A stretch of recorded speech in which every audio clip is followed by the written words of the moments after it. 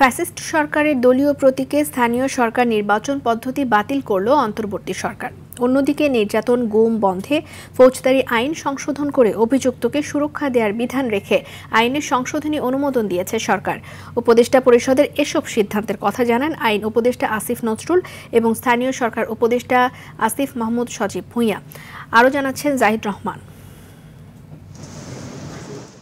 তেজগাঁওয়ে প্রধান উপদেষ্টার কার্যালয়ে ডক্টর মোহাম্মদ ইউনূসের সভাপতিত্বে উপদেষ্টা পরিষদের নিয়মিত বৈঠক। তার পরিবারের কার সাথে যোগাযোগ করা হয়েছে, কে গ্রেফতার করেছে।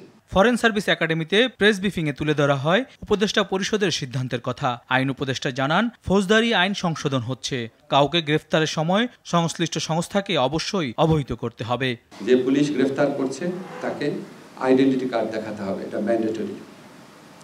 এরপর হচ্ছে তাকে যখন থানায় নিয়ে আসা হবে, যত দ্রুত সম্ভব গ্রেফতারকৃত ব্যক্তির পরিবার, বন্ধু বা লয়ারকে তার সাথে যোগাযোগ করে জানাতে হবে। আইনে বলেছি, যেই সংস্থায় গ্রেফতার করুক তাদের কনসার্ন অফিসে গ্রেফতারকৃত ব্যক্তি কেন গ্রেফতার করেছে, কোন আইনে গ্রেফতার করেছে, 12 ঘন্টার মধ্যে কার সাথে যোগাযোগ করেছে, সমস্ত তথ্য সেখানে থাকতে হবে।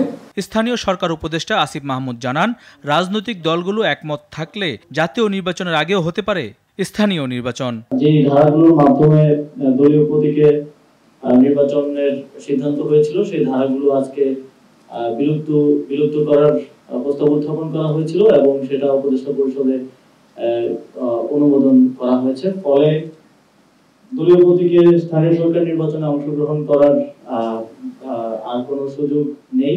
উপদেষ্টা পরিষদে গোপালগঞ্জের ঘটনায় 6 সদস্যের বিচার বিভাগীয় তদন্ত কমিটি গঠনের সিদ্ধান্ত নেওয়া হয় বলেও জানানো হয় সংবাদ সম্মেলনে। এটার নেতৃত্ব দিবেন সুপ্রিম কোর্টের ফরমার জাস্টিস ডক্টর আবু তারিক। 3 সপ্তাহের মধ্যে এই ইনকোয়ারি এটা করবেন।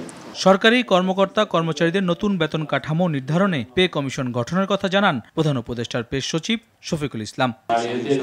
6 মাস ইনাদের কর্মসময়। জাহিদ রহমান, RTV, ঢাকা।